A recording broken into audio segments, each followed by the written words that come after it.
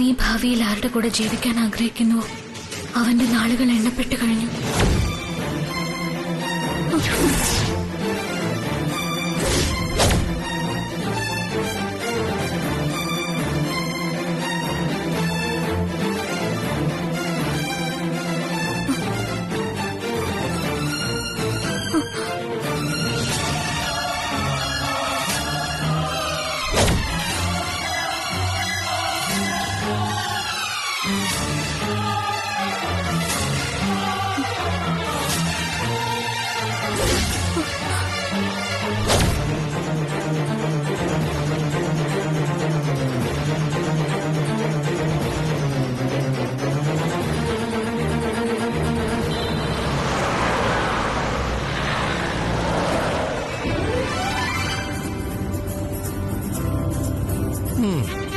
Very nice of U.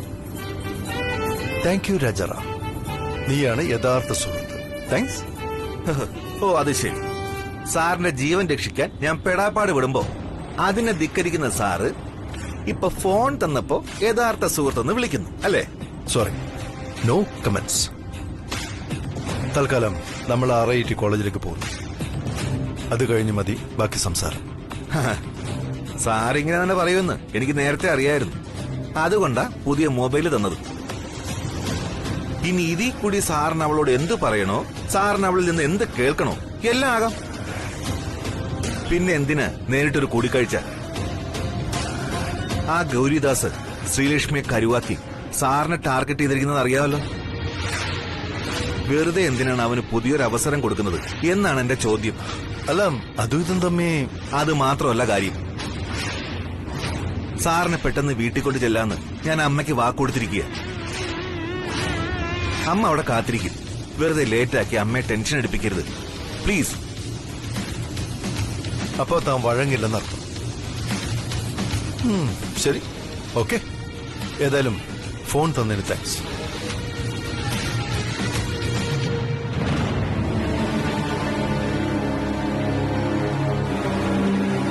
Krishna, എന്താടി ഇത്? എന്താ എഴുതി വെച്ചിരിക്കുന്ന? നല്ല ടെൻഷനായല്ലോ. ഇതെങ്ങനെ നിന്റെ ബാഗിൽ വന്നു? അതാ എനിക്കും മനസ്സിലാവാത്തത്. അവസാനം നീ കാശ് കൊടുത്തത് ആ ഓട്ടോക്കാരനല്ലേ? അപ്പൊ അയാളായിരിക്കും തന്നത്. അയാളോ? അയാൾ എന്തിനാ ഇതൊക്കെ തരുന്നേ? ഞാനൊരു സംശയം പറഞ്ഞതാ. ചിലപ്പോ വേറെ എവിടെന്നെങ്കിലും കിട്ടിയതായിരിക്കും. ആ പോട്ടെ, നീ വെറുതെ ടെൻഷൻ അടിക്കണ്ട. ഏതായാലും നീ ഒന്ന് ശ്രദ്ധിക്കുന്നത് നല്ലതാ. നീ എന്താടി എന്നെ പറഞ്ഞു പേടിപ്പിക്കുന്നോ? പേടിപ്പിച്ചതല്ലടി, കാഷ്വലായിട്ട് പറഞ്ഞതേ ഉള്ളൂ. രവിവർമ്മൻ സാറിന് ചിലപ്പോ ബിസിനസ്സിൽ ശത്രുക്കളൊക്കെ ഉണ്ടാവും. എപ്പോ എങ്ങനെ എന്തൊക്കെയാ പ്ലാൻ ചെയ്യുന്നതെന്ന് നമുക്കെങ്ങനെ അറിയാം? അതാ ഞാൻ പറഞ്ഞത്. അതുകൊണ്ട് രവിവർമ്മൻ സാർ എന്ത് പറയുന്നുവോ അതുപോലെ നീ കേട്ടാ മതി. വിശ്വാസം അല്ലേ? അതെ.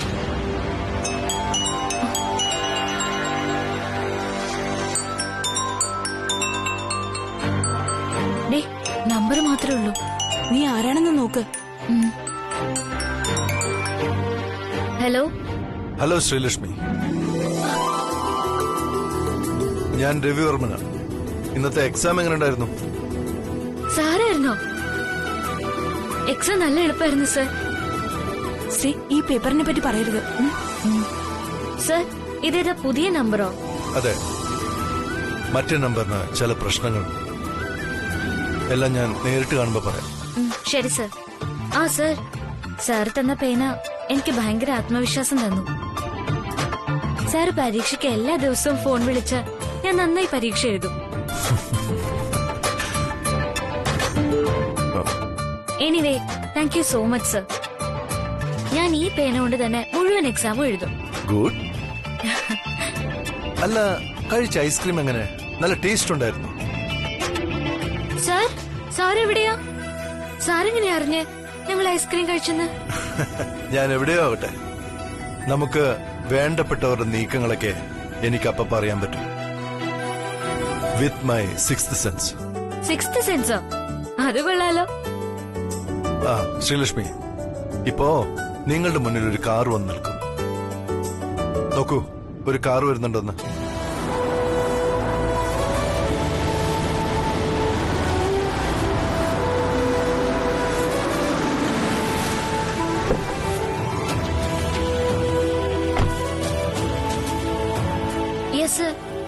വന്നിട്ടുണ്ട്. നിങ്ങൾക്ക് ആ കാറിൽ കയറാം. ഡ്രൈവർ സുരക്ഷിതമായിട്ട് നിങ്ങളെ വീട്ടിലെത്തിക്കും. ഞാൻ ഏർപ്പെടുത്തിയ ആൾക്കാരാ. പക്ഷെ സർ, ഒന്നും സംശയിക്കണ്ട, കേറിക്കോളൂ. എല്ലാം വിശദമായിട്ട് പിന്നെ സംസാരിക്കാം. ചില കാര്യങ്ങൾ എനിക്ക് ഫോണിൽ പറയാൻ പറ്റില്ല. ഇപ്പോഴത്തെ സിറ്റുവേഷന് ഈ ഒരു അറേഞ്ച്മെന്റ് ആവശ്യമാണെന്ന് മാത്രം കരുതിയാൽ മതി. ശരി സർ, എല്ലാം സാറ് പറയുന്ന പോലെ ചെയ്യാം. Okay, see you then. Take care. All the best. Thank you so much sir.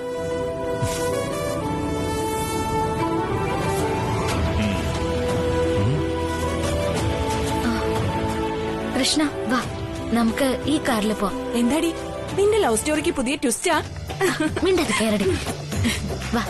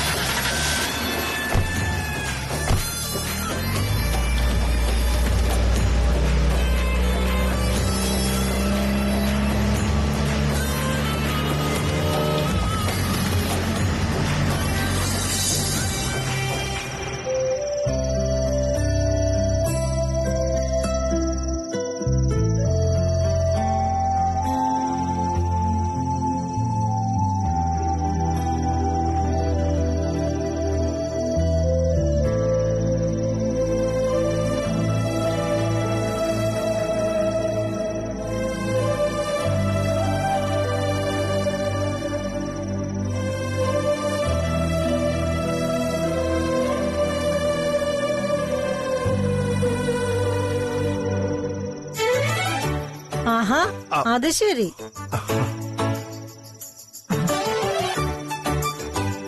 അപ്പൊ നിനക്ക് ഭക്ഷണമൊന്നും വേണ്ട രവി? സമയം കിട്ടുമ്പോഴൊക്കെ തൊട്ടും തലോടിയും വെള്ളം ഒഴിച്ചും നീ ഇതിന്റെ കൂടെ തന്നെയാണല്ലോ. ഇവയ്ക്കും വിശപ്പും ദാഹവും ജീവനൊക്കെ ഇല്ലേ അമ്മേ? നമ്മൾ വളരെ കെയർ കൊടുത്താലേ ഇതും വളരും. അത് ശരിയാണ്. പക്ഷെ സ്വയം ഭക്ഷണം കഴിക്കാൻ സമയമില്ലാത്ത നീയെ ഇതിനെങ്ങനെ കെയർ കൊടുക്കുമെന്ന എനിക്ക് മനസ്സിലാവാത്തത്. സത്യം പറഞ്ഞ ഇതൊക്കെ ചെയ്യേണ്ടത് വീട്ടുകാരിയാ. അതാ അമ്മ പറയുന്നത് നീ പോയി ഒരു കല്യാണം കഴിക്കാൻ. അമ്മേ, അതെങ്ങനെയാ? കൂട്ടുകാരന്മാര് തമ്മിൽ മത്സരമല്ലേ? ദേ, ഞാനൊരു കാര്യം പറഞ്ഞേക്കാം. നമുക്ക് ഈ ഒരു ജന്മമേ ഉള്ളൂ. ഒടുവിൽ തിരിച്ചറിവുണ്ടാവുമ്പോ സമയം തിരികെ കിട്ടിയെന്ന് വരില്ല. അതൊക്കെ അറിയാമേ.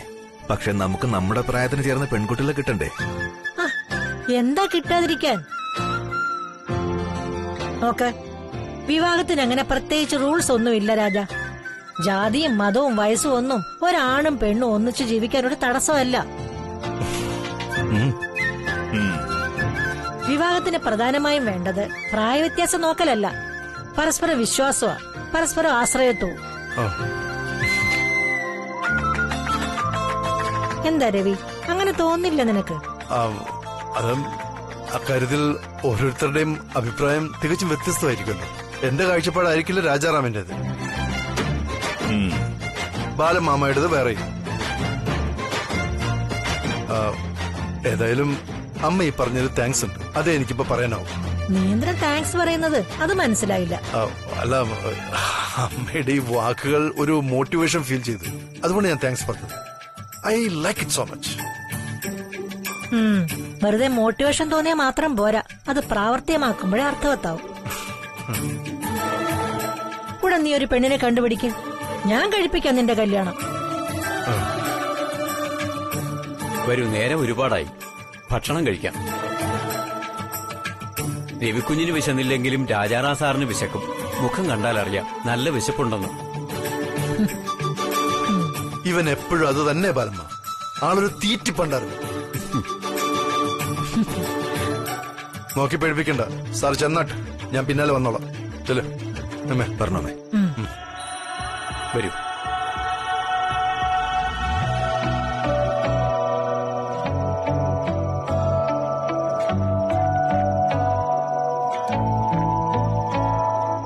വിവാഹത്തിന് അങ്ങനെ പ്രത്യേകിച്ച് റൂൾസ് ഒന്നുമില്ല.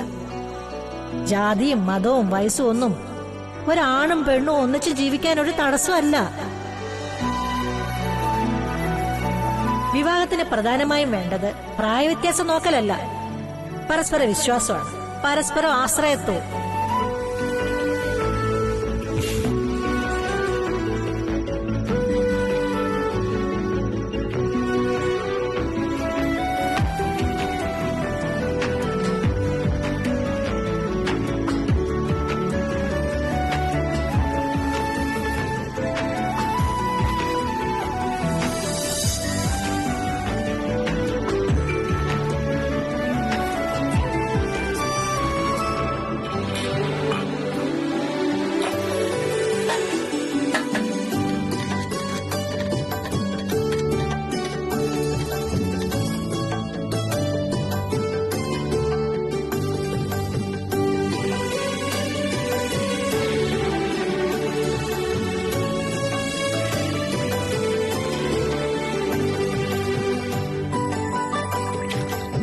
സരോജം,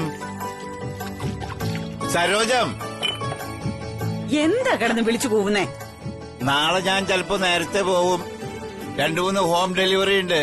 നമ്മുടെ സ്ഥിരം കസ്റ്റമേഴ്സാ. ആ ശരി ശരി.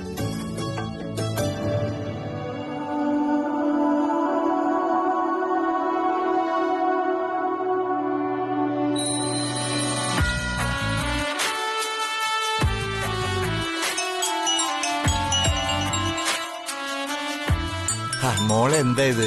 ഈ പരീക്ഷ സമയത്ത് ഫോൺ ഓഫ് ചെയ്തിട്ട് പഠിച്ചൂടെ? ആരാ മോളെ ഈ നേരത്ത്? അറിയില്ല അമ്മ. ശരി, പെട്ടെന്ന് നോക്കിട്ട് ബാക്കി പഠിക്കാൻ നോക്ക്. ഹലോ. ഹലോ ശ്രീലക്ഷ്മി. അയ്യോ രവി സാറ്, ഇത് സർപ്രൈസ് ആയിരിക്കുന്നല്ലോ. ഇതേതാ നമ്പർ? ഞാൻ നേരത്തെ വിളിച്ചിരുന്ന താൻ നമ്പർ ഫീഡ് ചെയ്തില്ലെന്ന് മനസ്സിലായി. അല്ല, അവിടെ എന്തായ കാര്യങ്ങൾ? നാളത്തെ എക്സാമിനുള്ളതൊക്കെ പഠിച്ചോ താൻ? മോളെ ആരാ ഫോണില്? അച്ഛാ, ഇത് രവി സാറാ. ആ, രവി സാറോ?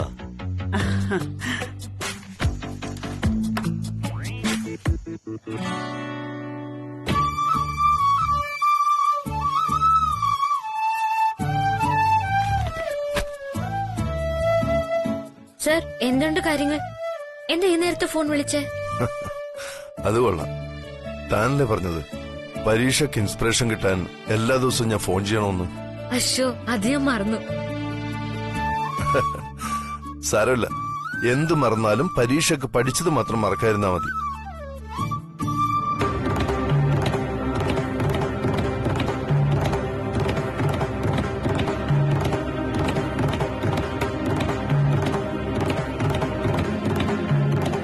പിന്നെ വേറെ കുഴപ്പമൊന്നുമില്ലല്ലോ? Is everything fine? Yes sir, നന്നായി പഠിച്ചു കഴിഞ്ഞതാ. ഇപ്പൊ ഞാൻ റിവിഷൻ നടത്തുമായിരുന്നു. മോളെ, എനിക്ക് സാറിനോട് അല്പം സംസാരിക്കാനുണ്ട്. ആ ഫോണിൽ നിന്ന്. സർ, ഒരു നിമിഷം, അച്ഛന് സംസാരിക്കണമെന്ന്. ശരി, കൊടുത്തോളൂ. ആ സാർ, നമസ്കാരമുണ്ട്. നമസ്കാരം. നമസ്കാരം. എന്തൊക്കെയുണ്ട് വിശേഷങ്ങൾ? നന്നായിരിക്കുന്നു സാർ. അത് പിന്നെ കമ്പനിയിൽ നിന്ന് സെക്യൂരിറ്റിയെ ഞങ്ങളുടെ വീട്ടിലേക്ക് അയച്ചില്ലേ സാർ? അവരിനി എത്ര നാൾ കൂടി ഇവിടെ ഉണ്ടാവും? അതൊന്നും അറിഞ്ഞിരുന്നെങ്കിൽ. ഓ സോറി, ദയവേത് ക്ഷമിക്കണം. അവരെ കാരണം ബുദ്ധിമുട്ടുണ്ടാവുമെന്ന് എനിക്കറിയാം. പക്ഷെ ഇപ്പൊ അവരവിടെ ഉള്ളത് വളരെ പ്രധാനമാണ്. അതുകൊണ്ട് ഉടനെ മാറ്റണ്ടെന്നാണ് തീരുമാനം. പക്ഷെ സാർ, അത് കോളനിയിലുള്ളവർക്ക് അല്പം ബുദ്ധിമുട്ടുണ്ടാക്കുന്നുണ്ട്. അത് ശരിയായിട്ട് തോന്നുന്നില്ല സാർ. മനസ്സിലായി. പക്ഷെ ഇനി അവർ കുറച്ചു ദിവസം കൂടെ അവിടെ ഉണ്ടാവും. ദയവ് ഇത് വിഷമിക്കരുത്. അവരിൽ നിന്ന് എന്ത് സഹായം വേണമെങ്കിലും ചോദിച്ചോളൂ. യാതൊരു മടിയും കാണിക്കണ്ട. അവർ ഹെൽപ്പ് ചെയ്യും. അവര് നിങ്ങൾക്ക് ഒരു ബുദ്ധിമുട്ടുണ്ടാക്കില്ല. ഇനി അഥവാ അവരെ കൊണ്ട് എന്തെങ്കിലും ബുദ്ധിമുട്ടുണ്ടായാൽ അപ്പൊ തന്നെ അവർ എന്നെ വിളിച്ചറിയിച്ചാൽ മതി. ഞാൻ പരിഹാരം ഉണ്ടാക്കാം. പക്ഷെ തൽക്കാലം സെക്യൂരിറ്റി അവിടുന്ന് ഒഴിവാക്കണമെന്ന് മാത്രം പറയരുത്, പ്ലീസ്. ശരി സാർ, ഓക്കെ. സാറ് പറയുന്നതെന്ന് എന്തോ ഗൗരവമുള്ള കാര്യമാണെന്നാണ് ഞാൻ മനസ്സിലാക്കുന്നത്. ആഹാ, ഞാൻ സാറിനെ വിശ്വസിക്കുന്നു. അതുകൊണ്ട് കുഴപ്പമില്ല. ആ ശരി, ഞാൻ മോൾക്ക് ഫോൺ കൊടുക്കാം. ശരി. ആ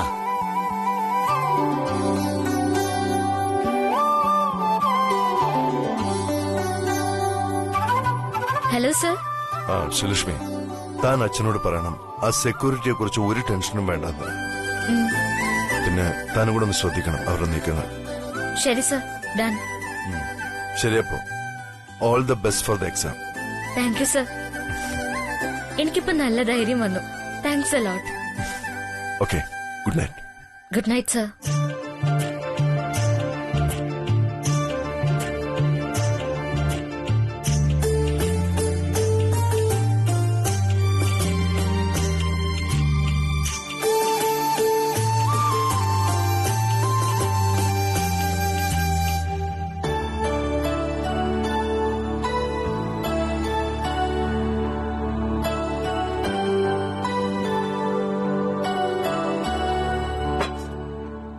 എന്താ രവി സാറ് പറഞ്ഞത്? ഞാൻ ആ സെക്യൂരിറ്റിക്കാരെ കുറിച്ച് സാറിനോട് സംസാരിച്ചു. കുറച്ചു ദിവസം കൂടി ക്ഷമിക്കണമെന്നാ പറയുന്നത്. ആ പിന്നെ ഒരു കാര്യം കൂടി പറഞ്ഞു. എന്തെങ്കിലും സഹായം ആവശ്യമുണ്ടെങ്കിൽ ഇവരോട് പറഞ്ഞാൽ മതിയെന്ന്. ആ അങ്ങനെ പറഞ്ഞോ? ആ എന്ത് സഹായം വേണമെങ്കിലും ഇവരോട് പറഞ്ഞാൽ മതി എന്ന് പറഞ്ഞോ? അപ്പോ അങ്ങനെയാ സാറ് പറഞ്ഞത്. അത് ശരി. എങ്കി പിന്നെ നാളെ തന്നെ അവർക്ക് ഓരോരോ ജോലി കൊടുത്തു കളയാം.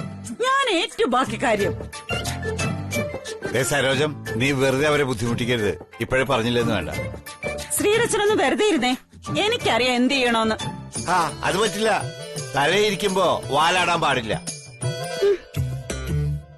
അവരെ കൊണ്ട് പണിയെടുപ്പിക്കണോ വേണ്ടതെന്ന് ഞാൻ തീരുമാനിക്കും. ഒന്നുമില്ലെങ്കിലും നിന്നേക്കാൾ 8 വയസ്സിന് മൂപ്പുണ്ട് എനിക്ക്. അത് മറക്കരുത്. അത് പണ്ട് എന്റെ വീട്ടുകാർക്ക് ഒരു അബദ്ധം പറ്റിയതാ. ദേ, എന്റെ മോൾക്ക് പയ്യനെ അന്വേഷിക്കുമ്പോ പയ്യന് മോളെക്കാളും 2 or 3 വയസ്സിന്റെ വ്യത്യാസമേ പാടുള്ളൂ. ഇപ്പോഴേ പറഞ്ഞില്ലെന്ന് വേണ്ട. അത് നീ പറയണോടി. എന്റെ മോൾക്ക് അവളുടെ പ്രായത്തിനനുസരിച്ച ചെറുക്കനെ ഞാൻ കൊണ്ടുവരും. കൂടിപ്പോയ 4-5 വയസ്സ് കൂടുതൽ. അല്ലാതെ വല്ല വയസ്സന്മാർക്കും ഞാൻ എന്റെ മോളെ കല്യാണം കഴിച്ചു കൊടുക്കില്ല. അതെന്റെ പണ്ടേയുള്ള തീരുമാന. സന്തോഷം. എന്നാ പിന്നെ ആ കണക്കെഴുത്ത് മാറ്റി മേശ റെഡിയാക്ക. ഞാൻ കഴിക്കാനെടുത്തോട്ട് വരാം.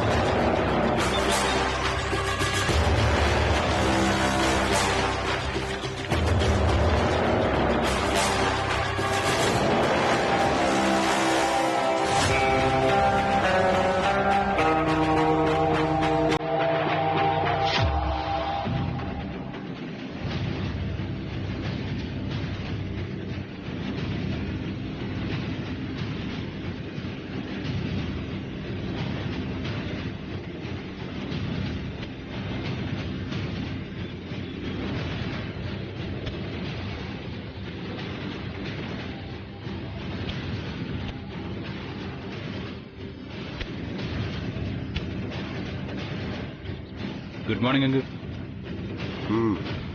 പുതിയ എന്തെങ്കിലും ഇൻഫർമേഷൻ? പ്രത്യേകിച്ച് പറയാനൊന്നുമില്ല. രവിവർമ്മൻ പലപ്പോഴും രാജാറാമിന്റെ ടൈറ്റ് സെക്യൂരിറ്റി ബ്രേക്ക് ചെയ്ത് സ്വതന്ത്രമായി നീങ്ങുന്നുണ്ട്.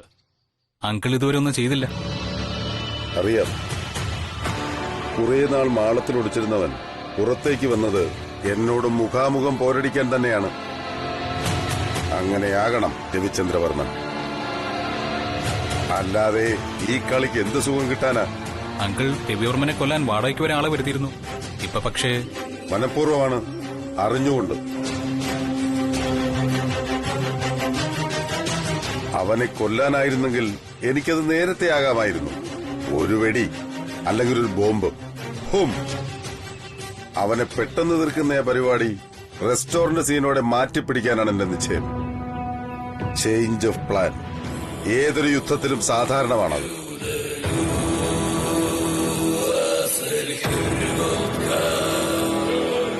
പക്ഷെ സമയം കഴിയുന്തോറും നമ്മൾ കരുതുന്ന പോലെ എളുപ്പമല്ല രവിവർമ്മൻ ഇല്ലാതാക്കുന്നത്. രാജാറാം എന്ന വലിയൊരു കോട്ട അയാൾക്ക് ചുറ്റുമുണ്ട്. കോട്ടകൾ പൊളിക്കും ഈ GD. വിശ്വാസമെന്ന 3 അക്ഷരത്തിൽ കടിച്ചു തൂങ്ങി അവൻ കെട്ടിപ്പൊക്കിയ സാമ്രാജ്യങ്ങൾ മുഴുവൻ വഞ്ചന എന്ന 3 അക്ഷരം കൊണ്ട് നമ്മൾ പൊളിക്കും. നീ ഇപ്പോൾ ചെയ്യുന്ന ഈ ഇരട്ടക്കളിയുണ്ട്. കാരണം അടിച്ചമർത്താനായാലും കാത്തു സംരക്ഷിക്കാനായാലും അവന് ചുറ്റും ഒരുപാട് ആളുകളുണ്ട്. മറുഭാഗത്ത് ഈ GD ഒറ്റയ്ക്കാണ് പൊരുതാൻ. അപ്പോൾ ഇത്രയും വലിയവന്റെ അടുത്തേക്ക് പോരിനിറങ്ങേണ്ടത് ശക്തി കൊണ്ടല്ല, ബുദ്ധി കൊണ്ടാണെന്ന് ഞാനിപ്പോ തീരുമാനിച്ചു. ഞാനിപ്പോ എന്താ ചെയ്യണ്ടേ അങ്കിൾ? അത് പറഞ്ഞില്ല. തൽക്കാലം നീ ഒരു കാഴ്ചക്കാരനായി മാറി നിന്നാൽ മതി. ഈ പോരും ഞാനും അവനും തമ്മിലാ. എന്റെ വഴിയും എന്റെ പോക്കും നിനക്ക് ചിലപ്പോ മനസ്സിലായെന്ന് വരില്ല. അതാണ് പ്രശ്നം. അങ്കിൾ പറയുന്നത് പറയാം.